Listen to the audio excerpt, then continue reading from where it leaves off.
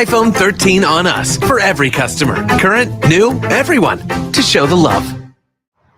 How about sushi? I just had sushi for lunch yesterday. How about tacos? Automatic emergency braking, one of 6 advanced safety features standard on every 2022 Chevy Equinox. Find new technology. Find new roads. Chevrolet.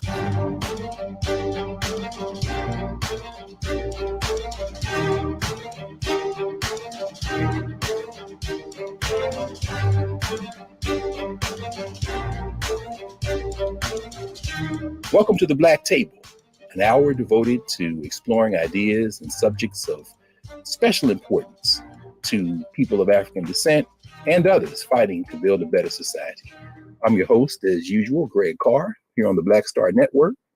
And today we are very happy to have the brother we have now. It's especially important, given the more recent spate of events and activities in Texas, from voter suppression to the energy grid failure to border wars caused by the ostensible leaders of the government there, to anti-abortion laws, right up through the Uvalde shootings and beyond. It might lead some people to ask, what's wrong with Texas? Well, on Juneteenth Eve, the correct answer might be, well, it's doing what it was designed to do. So we're especially excited to sit for this hour with the thinker, organizer, scholar, and comrade who's widely recognized, in the words of Roxanne Dunbar Ortiz, as the most important U.S. historian working today. And I might amend that a little to say the most important U.S. based, for the moment, historian working today. He's no stranger to this platform. He appears regularly in the Black Star Network, particularly with our brother and the culture with Brother Faraji. So today we want to welcome this giant, really, force of nature, if you use Churchill's words on his most recent book, Gerald Horne. Welcome back to Black Star, Brother Gerald. Well, thank you for inviting me. Yes, sir. Yes, sir. Yes, sir. Listen, we're here to talk about, and we're going to get into this in the next couple of segments after this first segment, the counter-revolution of 1836. I just left a group of high school students from St. Paul and Minneapolis, Minnesota, and I had the book with me. And so this one young brother from Laos, he was like, "What you reading?" And by the time I got through talking about it, they all took out their cell phones, which is, I guess, what they do now, and screenshot covers. So there's going to be a whole bunch of, they juniors, I guess. So they're going to be a whole bunch of 16 and 17-year-olds in Minneapolis, St. Paul, reading this brand new published book. Beyond the particulars, Gerald, and for those who really want to get a deeper dive, I thought the interview that you conducted with the Activist News Network, the biographical interview, was excellent. That long form, those of you who want to know more about Gerald, Mississippi roots, St. Louis born, has all the papers that allow him to float through places like University of Houston, where he's the Moores Professor of History and African American Studies. But, the JD, of course, from Columbia, no, not Columbia, Cal Berkeley, of course. The PhD, of course, from Columbia, and the BA from Princeton. And we're talking about, what are we now, 36 books and counting? And for those of you who look over my shoulder from time to time, that second shelf, that's all Gerald. So I've got them all, brothers. We can't, including the one that your sister did on your mother that we were talking about. So we gotta get on that at some point. But help us understand how you came to the place that you are now. Again, Roxanne Dunbar Ortiz on your most recent book says that she calls this book a book that you need to understand U.S. history in the present. You have to have this book, and you've undertaken the work of no less than really rewriting how we think about the modern world, one book at a time. And as Ward Churchill says, it's all interlocking.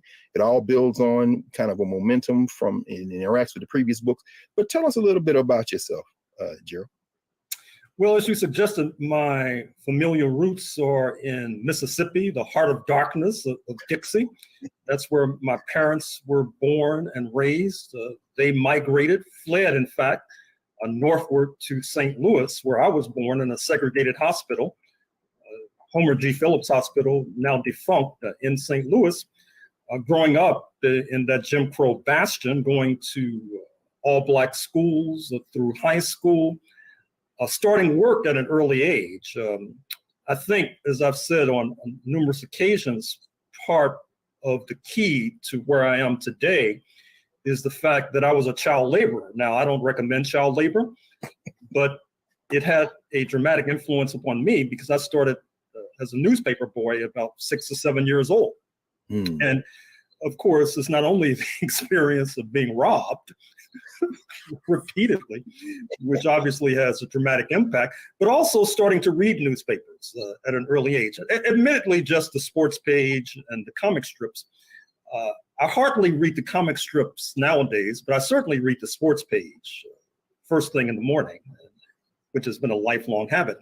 And I think that reading the newspapers then leads me into the St. Louis Public Library. And I should also say having older sisters as well, because without going down a rabbit hole, I do think that for a young Black male, it becomes easier to immerse yourself in literature if you're sort of tailing after your older sisters to a degree, which is what I was basically doing. I was sort of reading whatever they were passing down to me. And so that's what got me on the track to where I am today. Yes, sir. And again, I mean, I would recommend those of you get your hands on your sister Leica's book, Mother Wit, about your mother. Say a little bit about, if you don't mind, just for a second, mention something about your parents.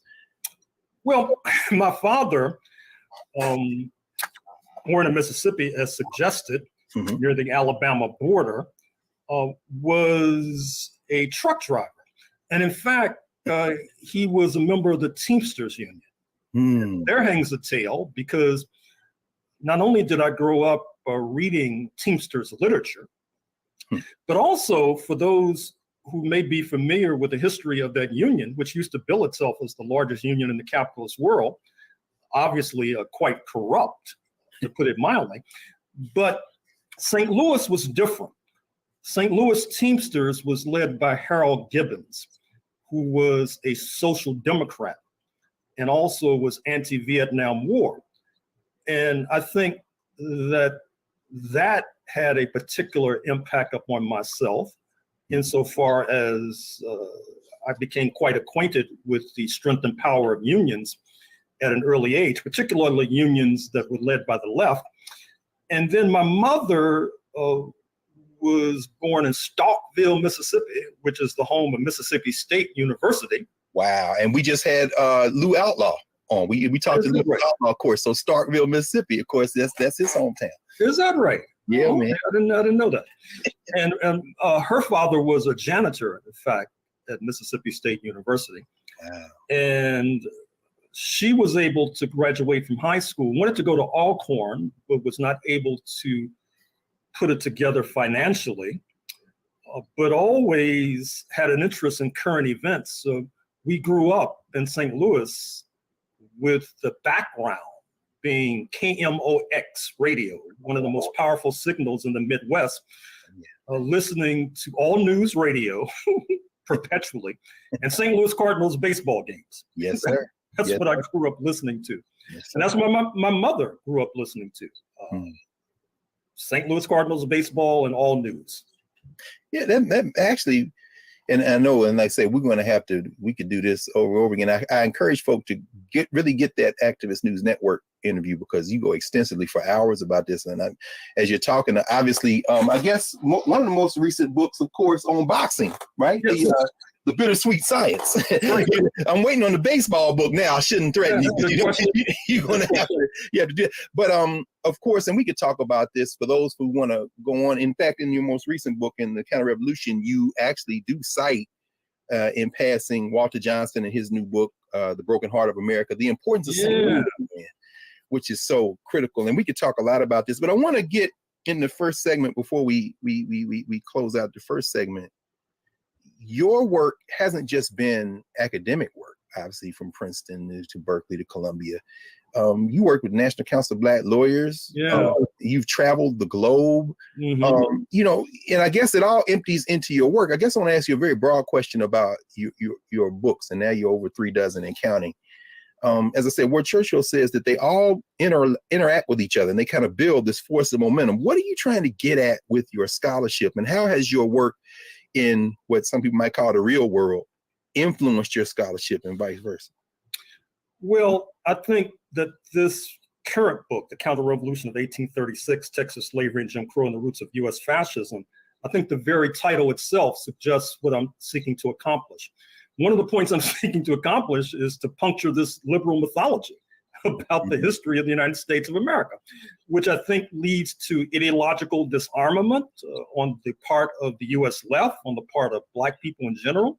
It does not prepare us for the winter that's ahead with regard to a possible rise of a unique form of U.S. fascism.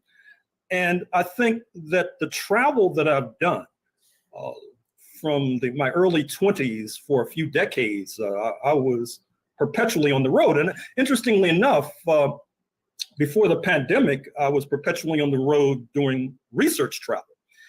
But even in doing research travel, you can't help but notice, for example, if you travel to Southern Africa or live in Southern Africa, as I did, you can't help but notice the parallels between US apartheid and South African apartheid, for example. Certainly, if you look at the books that I did on the South Seas, on Hawaii and the general region up to and including Fiji, Australia, New Zealand, and the indigenous population, the Black population there, obviously there are parallels between the kind of genocide that was inflicted upon those populations and the genocide that was inflicted upon the indigenous population of North America. So it becomes difficult to accept the liberal mythology of the United States, that is to say that the creation of the United States was a great leap forward for humanity. The country was founded by these remarkable men, Thomas Jefferson, Madison, etc., who veritably walked on water. We haven't seen the likes of them before or since. I'm trying to puncture that mythology because, as I said, it doesn't really prepare us for what's just around the corner. It didn't prepare us for January 6, 2021, for example. So I think that this book, in a sense, is just another chapter in an ongoing saga that I'm trying to construct. Excellent. Well, actually, that's a good place for us to pause. When we come back from the break, we're going to go into the counter-revolution of 1836, your most recent book, and what a timely book it is. So with that, we're going to pause for a moment, and we'll be back in a moment at the Black Table, Black Star Network.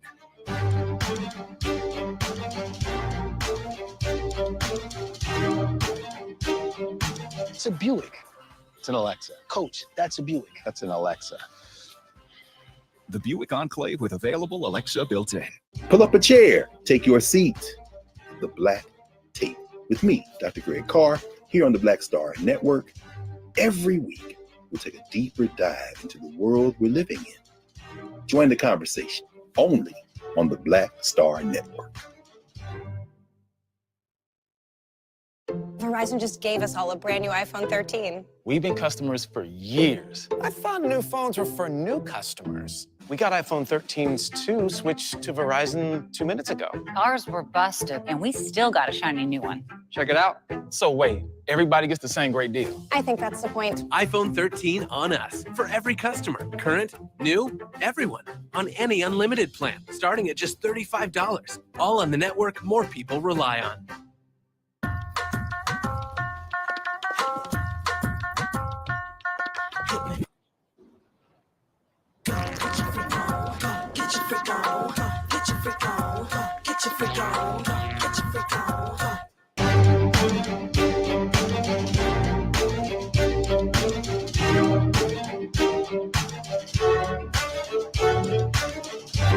Welcome back to the Black Star Network, the Black Table. I'm Greg Carr, your host, joined today by Professor Gerald Horne, and we're about to start our discussion of his most recent book, The Counter-Revolution of 1836. Prof, when we left, you were talking about your larger overall project, and I would encourage everyone to get all those books, quite frankly. I mean, you talked about Southern Africa, something about white supremacy confronted, I guess was one of the more recent books you wrote, of course, From the Barrel of a Gun about Zimbabwe. And again, all these various books. And I want to start this conversation on your most recent book, again, with the quote that Ward Churchill has about it. He says, over the past quarter century, Gerald Horne has seemingly undertaken the task not only of refuting the entire complex of fraudulent narratives undergirding the U.S. settler state's brazen self-portrayal as the world's exemplar of freedom and democracy, but concomitantly of exposing the squalid realities comprising its actual history.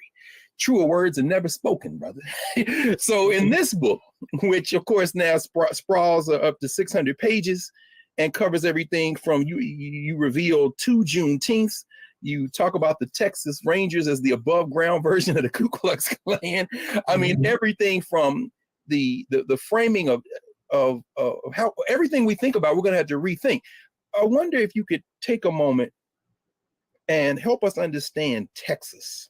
Because at the beginning, throughout the text, and then as you kind of summarize, you talk about Texas both facing west and facing east. And you almost say you can't understand the United States if you don't understand Texas. Settler colonialism, imperialism, race wars. Talk a little bit about why is Texas so important, even beyond its borders in the United States and in the world? Well, Texas today has the largest Black population in the United States of America, which is not accidental, as I shall point out momentarily. But Texas also, in terms of facing west, probably had the most extensive project of liquidation and genocide of an indigenous population in North America, which is really saying something, given what we know about the history of North America, for example. And I think it's particularly the case since Texas contained in the 19th century this militant, fearsome Comanche population in particular, and it took enormous bloodshed to liquidate that population. As well, Texas included a substantial Caddo population, C-A-D-D-O, which had an interlocking directorate with the Black population. And then Texas also had numerous other indigenous populations. So for example, I'm particularly proud of what you'll see on page 26 in a footnote. We oftentimes hear the slogan, understandably, say their name. Well, there I list all of these Native American groupings. Can I bring it just for a second? Because that footnote 104, I will tell you, brother, that man, when I read that, it was like you were pouring a libation. I've never seen that many indigenous names in one place. So what did you? And I saw one of the sources was Paul Berber, Country First and the Driven. But yeah, that was deliberate. Then you did that on purpose. Oh, absolutely, because I think that you really can't understand the history of North America without understanding the indigenous question. And I don't think you can understand the indigenous question without understanding the Texas question. Now, let me go back to 1836. Yeah, please do. And by the way, as you do it, I'm thinking about your earlier book, The Counter-Revolution of 1776, which caused quite a stir once the 1619 Project writers became aware your work pulled you in. It seemed like that set off all kind of fights. But I mean, as you have reframed the beginning of this settler enterprise and the Counter-Revolution of 1776, that book, the Counter-Revolution of 1836, though, it's almost like, no, this is the founding in some ways. I mean, it really blew my mind. So yeah, please, why 1836? And a lot of people might not know Texas didn't start as a state. It was going to be its own country. Exactly. Texas seceded from Mexico in 1836, not least because Mexico, under a president of African descent, speaking of Vicente Guerrero, had moved to abolish slavery and therefore had joined Haiti, revolutionary Haiti, in camaraderie. That means that when Texas seceded and set up an independent state, the Texas Republic, 1836 to 1845, it was the only slave nation in the context of the United States, that is, that bordered an abolitionist state, speaking of abolitionist Mexico. And as well, Texas saw itself as being in competition with the United States of America, believe it or not. And therefore, the United States of America, not coincidentally, tried to hamper Texas by engineering the so-called Trail of Tears, where they frog marched the Cherokees, the Choctaws, the Creeks, and other Native American groupings from the southeast quadrant of North America, speaking of Georgia in the first instance, across North America to Indian Territory, today's Oklahoma, conveniently for Washington on Texas's northern border. And it was not accidental. They wanted to put a number of disgruntled indigenous peoples on Texas' northern border in order to hamper Texas. But it did not hamper Texas. In fact, what was the symbol you described Oklahoma, the physical shape of Oklahoma, the territory at the time? What did you call it? I think it's a bloody cleaver. Bloody cleaver. Hanging over Texas. That's what it resembles. And so What happens is that Texas, as an independent country, becomes a leader of the unlimited African slave trade. In fact, I talk about that in my book on Cuba, Race to Revolution, where already I point out in that text that one of the reasons you have so many Black people in Cuba is because of the Republic of Texas. The Lone Star flag of independent Texas could be found off the coast of Angola, off the coast of Brazil, and certainly off the coast of Cuba.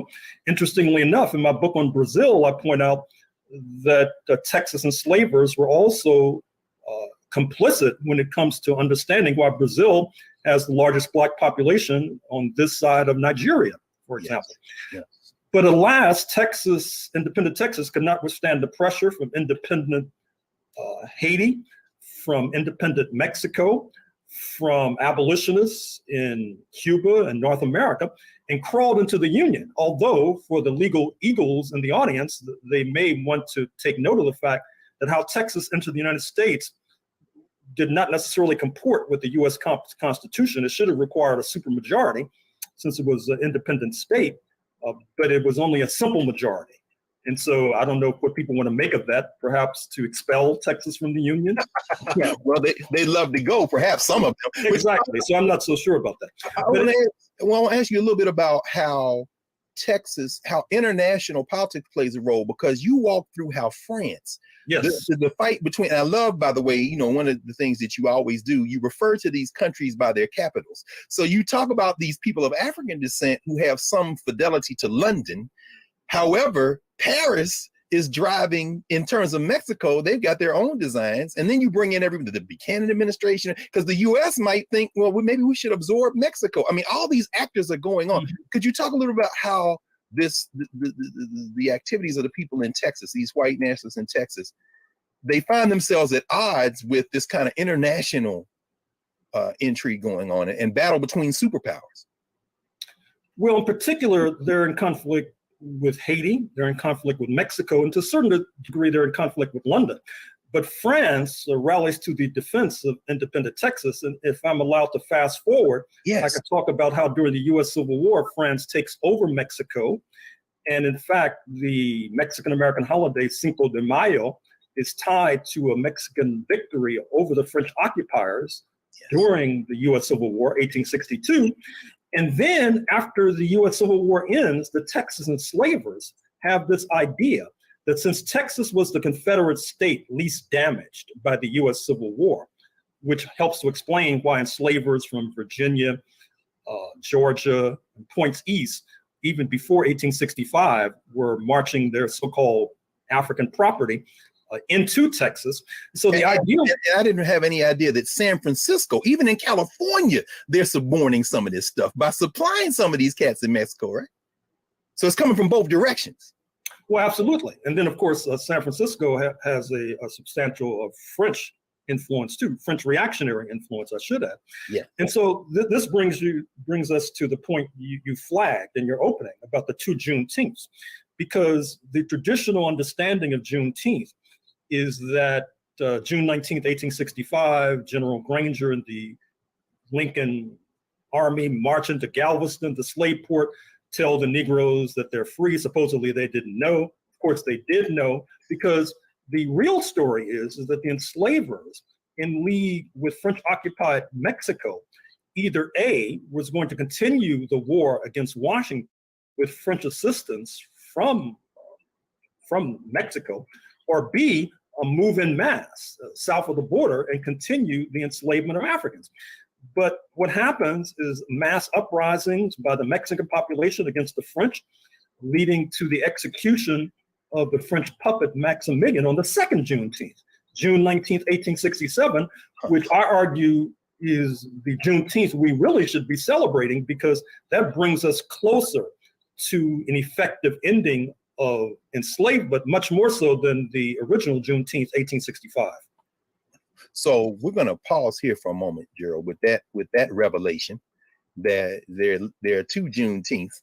And when we pause, we're going to pause, and when we come back, we're going to pick up from there and talk about this continuing significance of Texas, all these actors that are involved, talk more about the indigenous folk, and you you make an observation about the Buffalo Soldiers that is very, very important, I think, in terms of even informing how people of African descent think about our own politics here in the United States right now. And of course, you always tie it to today. So back in a moment at the Black Table, Professor Gerald Horne and his most recent book, The Counter-Revolution of 1836, Texas Slavery and Jim Crow and the Roots of U.S. Fascism. Back in a moment.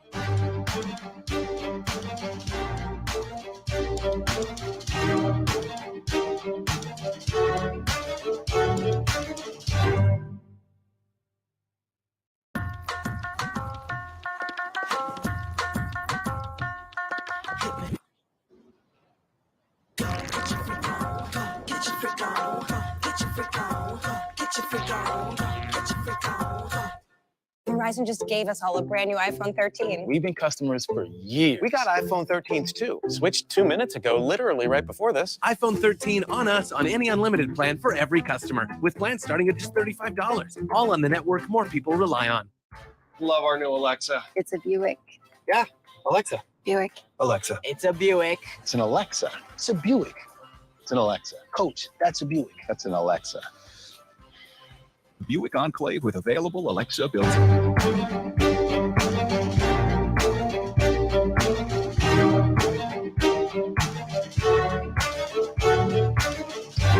Welcome back to the Black Table. We are continuing our conversation with Professor Gerald Horne, Morris Professor of History, University of Houston, and our most important historian. And he's been that for a very long time. He continues to work. So, Gerald, when we left, we were, you had led us to the 2 Juneteenths. Oh, and I mean, this book is fascinating for so many reasons. You talk about the fact that the last Confederate general to surrender was not in fact a Euro-American. And that opened up, I was on a conversation a couple of weeks ago about Tulsa, and one of the Afro-Indigenous folk in Oklahoma was like, when you say Juneteenth, we kind of chuckle. Could you help us understand how June 19th, 1865 wasn't even the end of the plans for the Confederates to continue to fight? I think you described Appomattox in April of that year as a temporary pause as they regroup, right? Or the cessation of conflict, even in what becomes the United States. I mean, you talk a little bit about that in terms of, how they were going to continue this conflict. Well, reference my previous point about French-occupied Mexico and Texas enslavers who planned to continue the conflict even after Appomattox, even after the formal surrender of Robert E. Lee. Now, what's interesting is that the Cherokee in particular, and the Choctaw to a certain degree as well, were seeking to assimilate to Euro-American norms. And so they were enslaving Africans. And that helps to shed light on the fact why there were so many indigenous peoples, and I should say with all fairness, so many people of Mexican origin as well, Mexican-American origin, I should say, who fought for the Confederacy. And so one of the last Confederate generals to surrender was Stand Watie, who was of Cherokee origin. So what happens, of course, is that Washington puts more pressure on the indigenous slave owners to disgorge their property and make 40 acres and a mule a reality for the Black people owned by the Confederate slave owners. Is this of indigenous descent? Is this the 1866 treaty? Is this the 1866 treaty? Right.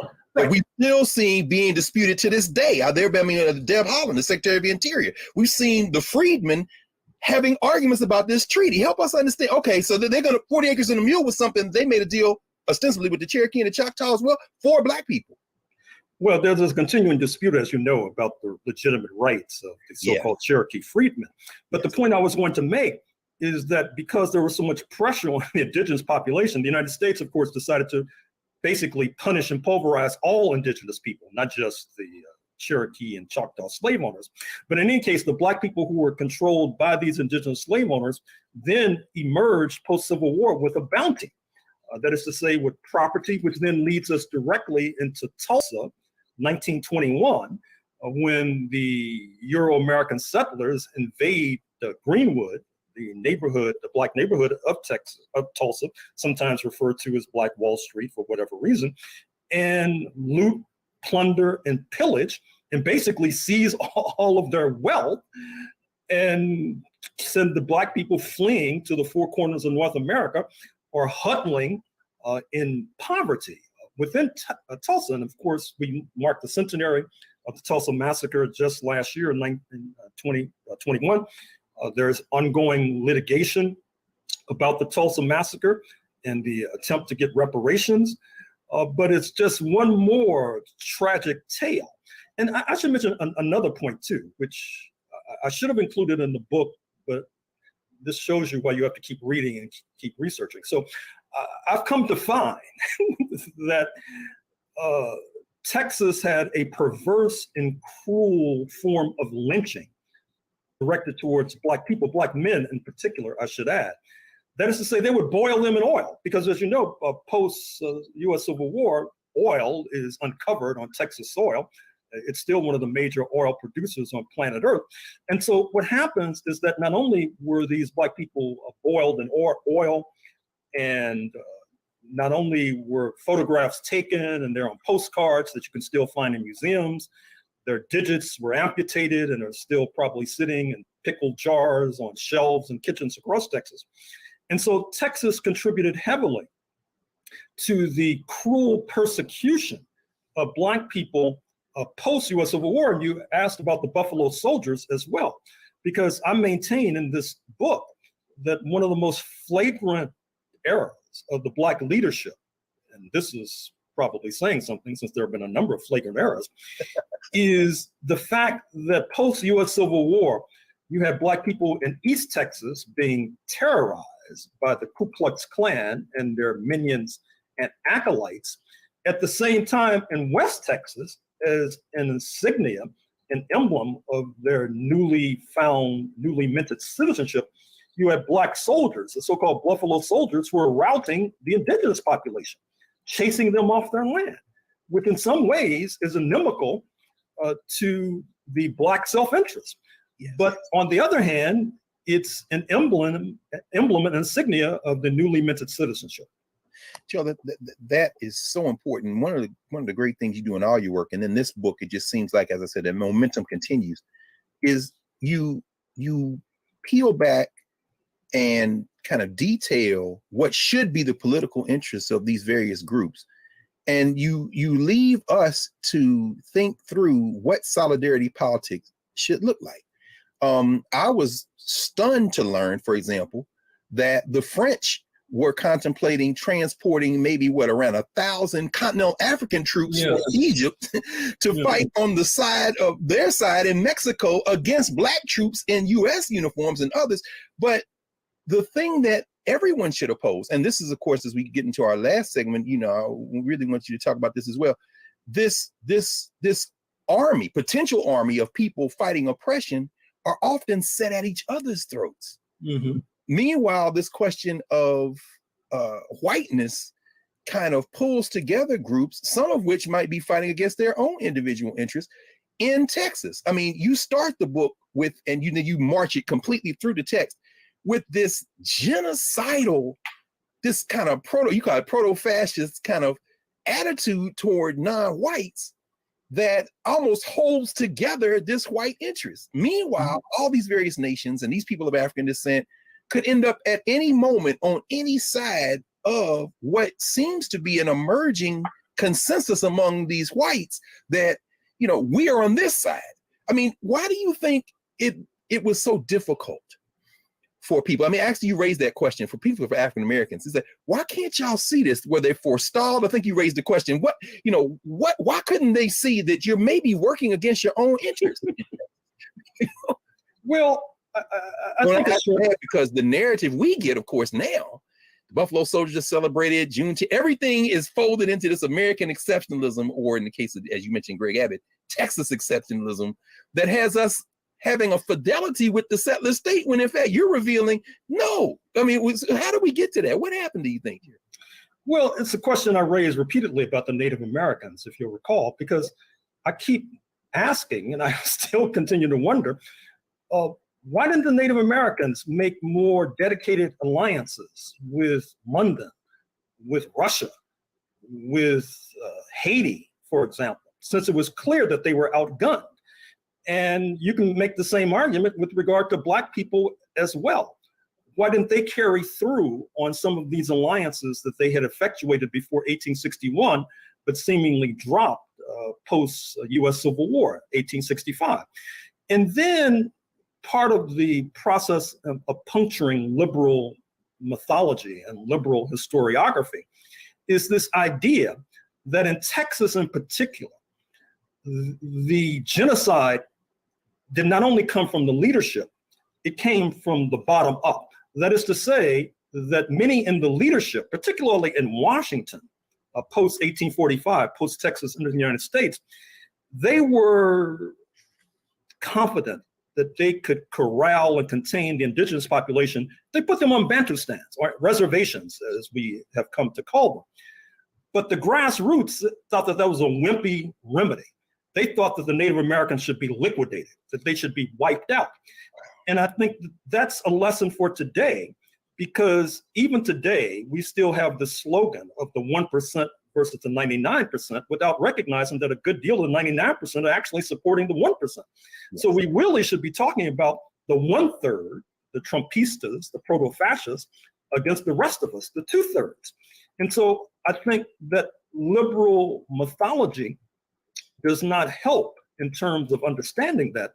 Likewise, I think that if we're to understand this whole whiteness project, this project whereby these disparate invaders and settlers from various parts of Europe flock to North America and then unite under this umbrella of whiteness, which cuts across ethnic lines, cuts across ethno-religious lines, cuts across class lines.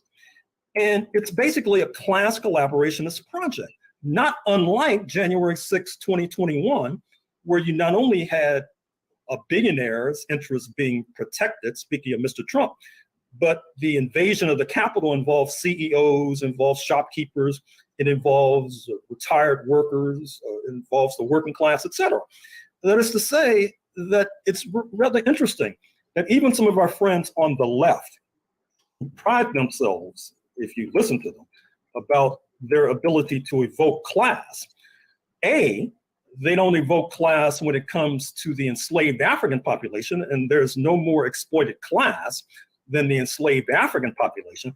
That's the class that they continue to refer to derisively in terms of their descendants, people like myself and yourself, as being enmeshed in identity politics. So they don't invoke class with regard to that, and they don't invoke class when it comes to class collaboration of people of European descent, which leads in 1991 to 55% of Euro-Americans in Louisiana voting for a Nazi and a Klansman, David Duke, for governor. And so it's little wonder that we are about to enter a very cold and dark winter, because we don't have our thinking caps on and we're not thinking straight about the history of this country. On that resonant chord, brother. And of course, it makes me think of your book, Jazz and Justice, where you take on the question of Black music and read it through the politics. But on that resonant chord, we're going to pause. And when we come back, we're going to enter our final segment with Professor Gerald Horne. And we're going to ask him to continue to kind of flesh out what he's just introduced, which is, of course, the contemporary implications of this work. So back in a moment at the Black Table here at the Black Star Network.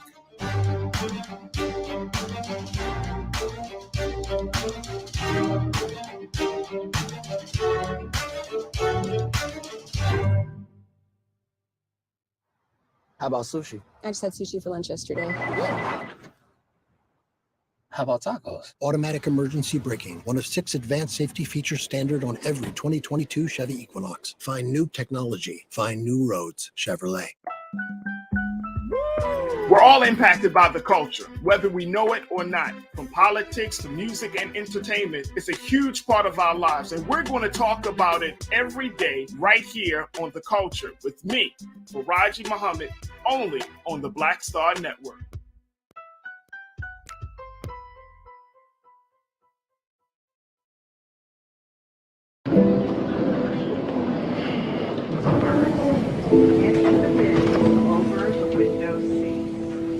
These are the only bins that will accommodate larger overboard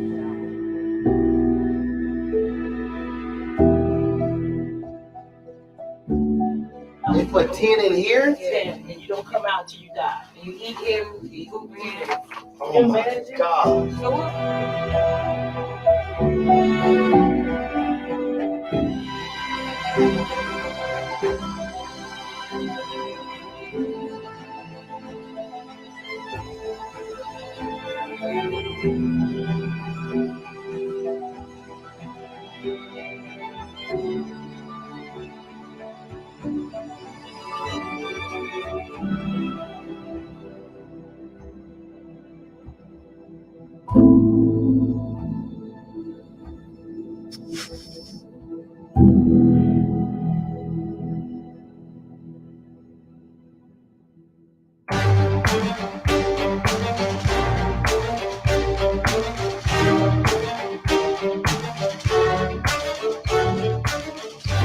Welcome back to the Black Table.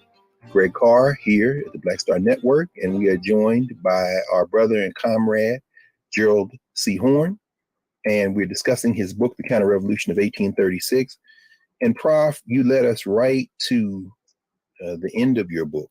And, you know, this book of 25 chapters, or 23 chapters, 600 pages, you, in the later chapters, take us through what happens in Texas after the 19th century, voter suppression, the white primaries, the fight against that, and you lead us right up into today. Why is it, what lessons can we learn?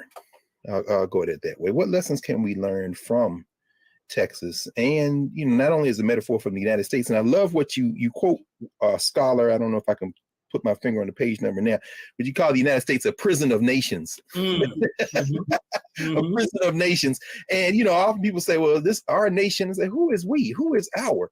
You know, what do you see ahead in terms of Texas? And we'll have to continue the conversation at some point, because I wanted to ask you about the Compromise of 1850 in California. I mean, all of what was Mexico at one time. And you all, when you all read Gerald Horne, you always do this, Prof. Whatever you're writing about historically, at some point in the rhythm of what you're talking about in the specific moment, you will then say, and it continues today, or as we see today. So help us understand, what are the implications of this book for today, both in Texas and in the United States? Well, let's work our way backwards. Yes, we know that today, Texas is a bastion of this demagogy about anti-critical race theory, which is seeking to circumscribe the accurate and adequate teaching of history, particularly the history of slavery and Jim Crow. Texas is in the vanguard of clamping down on women's reproductive freedom with regard to this perversely innovative anti-abortion law, which creates a bounty to go after both women and their providers, abortion providers. Texas, not coincidentally, helped to give us George W. Bush, who led wars in Iraq and Afghanistan, a former governor. Texas gave us Lyndon Baines Johnson, who led a genocidal war in Indochina. Before Lyndon Baines Johnson, in the 1950s, you had the rise of these Texas billionaires, that is to say, the Hunts of Dallas, the Murchisons of Dallas, the Cullens of Houston. By some measures, were regarded as the richest people on planet Earth. They're all oil men. And of course, you cannot begin to understand the right-wing trajectory of US imperialism today or in past decades without understanding, for example, the crusade against Iran post-1979, the crusade against Venezuela today. And of course, these Texas oil men were a major donor to Senator Joseph McCarthy of Wisconsin, who bequeathed his name to an entire political epic. Speaking of McCarthyism, hysterical anti-communism, and a leader, a governor of Texas during this period, actually was seeking to have the death penalty installed for those who joined the US Communist Party. Texas, even before then, was a lodestar for the Ku Klux Klan by some measures. The Klan had its most populous chapters in Dallas. And speaking of Dallas, how can you understand what afflicts the United States post-1963 without understanding the assassination of John F. Kennedy in Dallas on November 22nd, 1963? Now, let me step away from this gloom and doom and and suggest that the good news is that Texas, because of these historical factors I've outlined, now has the largest Black population in the United States of America, population that thus far has seemed immune to a good deal of the right-wing demagogy. That's good news. Mexico and Texas have had this very unfortunate relationship going back to Texas secession in 1836, but now you see with the Summit of the Americas in Los Angeles taking place as we speak, that the president of Mexico is leading a new hemispheric alliance, that it features socialist Cuba, that it features Venezuela, hopefully will come to feature Colombia after these current elections, hopefully will come to feature Brazil after the upcoming elections. And it's that kind of internationalism that it seems to me that the Black population in Texas needs to plug into, and also that the left population in Texas needs to plug into. And I would also say that given that the mantra from the 19th century was that either Texas would corral us or we would corral Texas. And so I would say that even people in DC, even people from the Atlantic to the Pacific, have an interest in keeping a close eye on Texas, because since it's the second most populous state, it sends a disproportionate number of representatives to the House of Representatives in Washington, which is based on population. It's no accident that Senator Ted Cruz of Texas, Governor Greg Abbott of Texas, are in the vanguard of all these right-wing maniacal policies with regard to handguns that are jeopardizing 10-year-olds in the classroom. So we all have an interest in seeking to restrain and corral Texas, and that's one of the reasons I wrote this book. And that we, of course, is a coalition of people who are really trying to build a different and better society. One of the things that you detail extensively in this text, and it kind of fits, as I say, in the overarching or in the arc of your work, is how much a part of a nationwide sentiment those Texas politics were. You talk about before and after 1989 with the collapse, so to speak, of communism, and how prior to that there was a national interest in the United States of kind of easing some of these race-based restrictions. But with that out of the way, the tail starts wagging the dog. I mean, and it was fascinating to hear you talk about even the gestures toward annexing Canada, maybe. And this is coming from New York. I mean, like, what are they doing, And then from DC, they're saying, well, maybe we should absorb Mexico into the United States.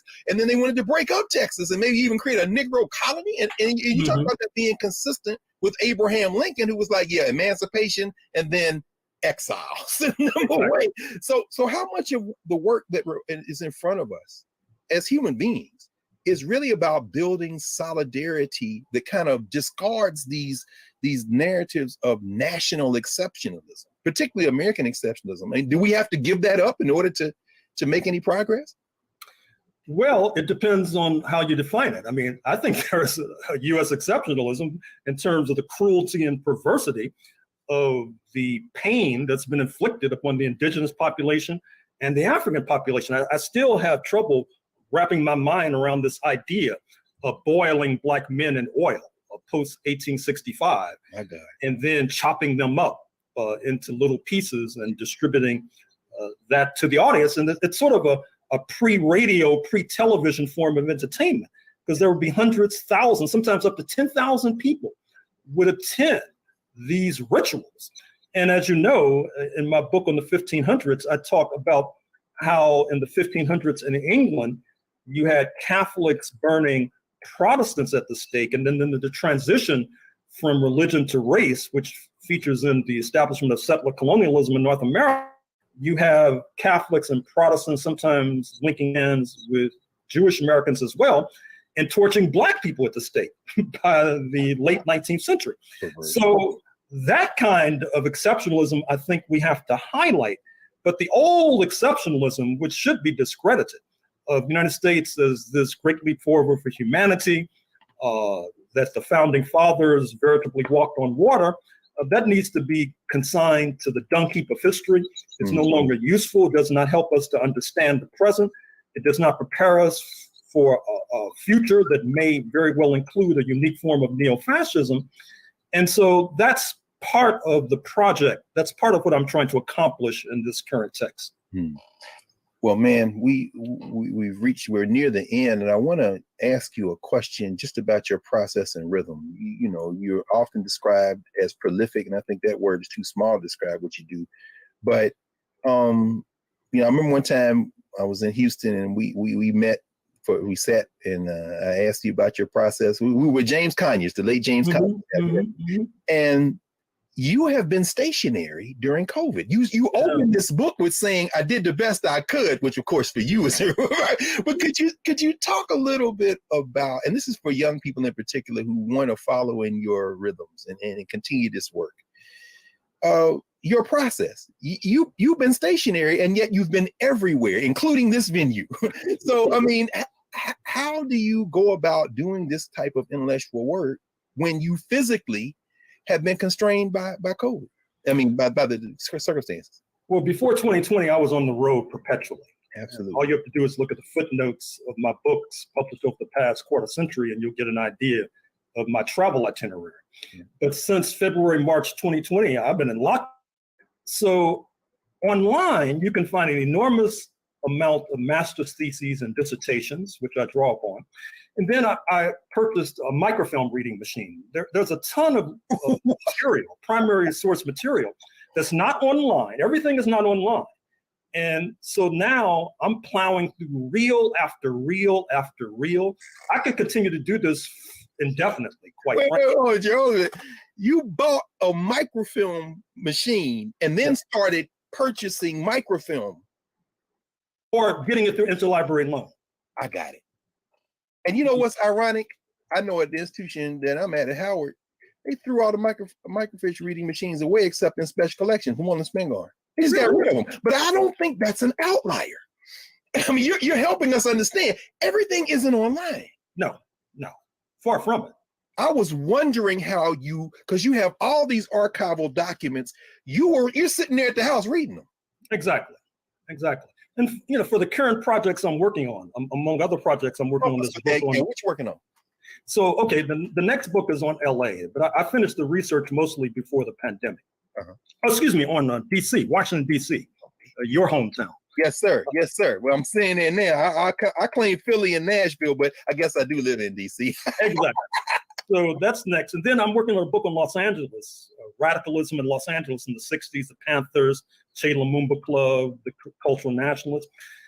Does this continue? You did the book, The Fire Next Time. Is this going exactly? It's sort of a sequel to that. It's, you know, the Huey P. Newton papers are all on microfilm. It's 99 reels.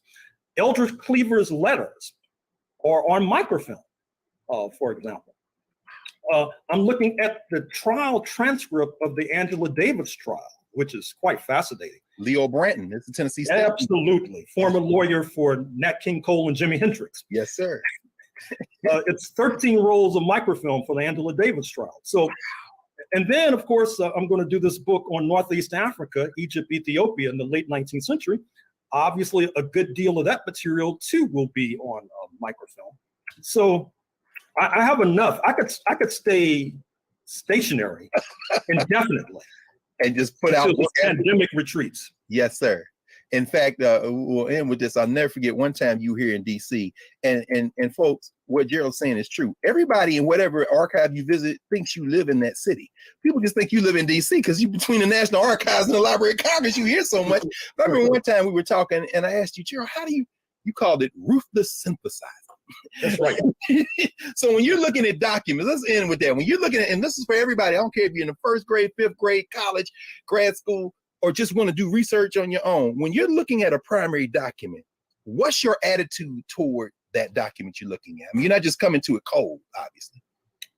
Well, one of the things I'm always reminding myself, why am I looking at this document? I ask myself that perpetually. Why am I looking at this document? Yes. And then why am I going to take this particular note? Oftentimes, it might be some sort of pithy phrase. Just yesterday, for example, Howard Moore, you remember Howard Moore, the black lawyer? Yes, sir. Angela. He was telling the judge in the Angela trial that he should be reading James Joyce and Marcel Proust, which I found very strange. So I took a note on that because I might be able to work that in. And so you have to always ask yourself, why am I taking notes? Because you don't want to take notes on a lot of material and then don't use it. and then leave it for somebody else. Yes. When you donate your papers to the Schomburg, for example. So that's part of my.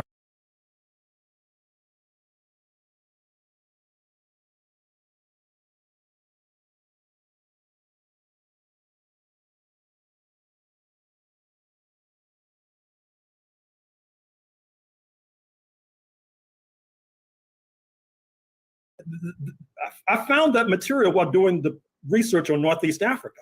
Yes. I found all this material about the French in Egypt and in Sudan and Algeria, in fact, who say, you know what, we need to send these Africans over to prop up our puppet regime in Mexico. And as I suggest, some of the Africans defect. Yes. And may have wound up in southern Texas, for all we know. My God.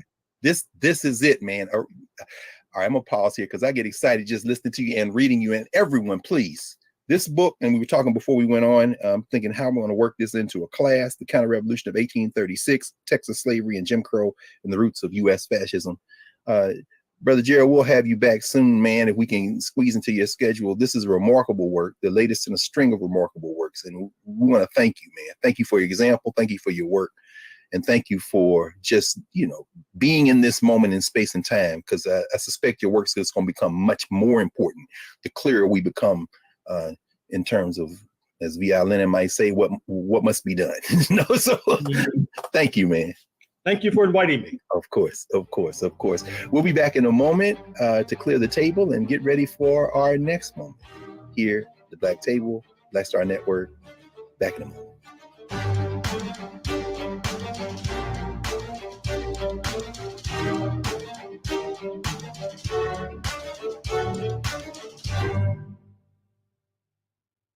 How about sushi? I just had sushi for lunch yesterday. How about tacos? Automatic emergency braking, one of 6 advanced safety features standard on every 2022 Chevy Equinox. Find new technology. Find new roads. Chevrolet. It's time to be smart. Roland Martin's doing this every day. Oh, no punches! Thank you, Roland Martin, for always giving voice to the issues. Look for Roland Martin in the whirlwind, to quote Marcus Garvey again. The video looks phenomenal, so I'm really excited to see it on my big screen. Support this man, Black Media. He makes sure that our stories are told. See, this difference between Black Star Network and Black-owned media and something like CNN. I got to defer to the brilliance of Dr. Carr and to the brilliance of the Black Star Network. I am rolling with Roland all the way. Honored to be on the show that you own. A Black man owns the show. Folks, Black Star Network is here. I'm real revolutionary right now. Roland was amazing on there. Hey, Black, I love y'all. I can't commend you enough about this platform that you've created for us to be able to share who we are, what we're doing in the world, and the impact that we're having. Let's be smart. Bring your eyeballs home. You can't be Black-owned media and be scared. You dig?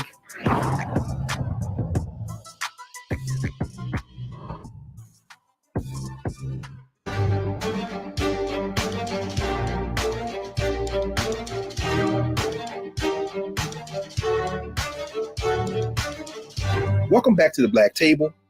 Greg Carr, Black Star Network. We've just spent the hour with Professor Gerald Horne, his latest remarkable book, The Counter-Revolution of 1836, and in the epilogue of that book, in a section called The Struggle Continues, Professor Horne writes the following.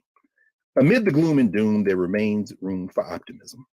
Early in 2021, Martin Luther King III, son of the slain Nobel laureate, arrived in Oaxaca for the 190th anniversary of the death of Mexican President Vicente Guerrero, who in 1829 unleashed abolition of slavery, which then sparked Texas secession, then Civil War, then delivering us to the complicated present. He was accompanied by President Andrés Manuel López Obrador and was welcomed in turn by the population of African descent, which was estimated at about 5% in Oaxaca and 2% nationally. In extending the hand of friendship across the border, this development of a foreign policy from below is a surefire way to block the ascendancy of a recrudescent fascism. Gerald Horne has always showed us the way to think about our relationships to each other in a world hell-bent on oppressing those who haven't yet put their power together And with this book, we get a roadmap as to what has been done and what we can do to stop that type of oppression. So we'll see you next week. Happy Juneteenth for everyone who observes it. And get this book so you can understand why you should not stop there.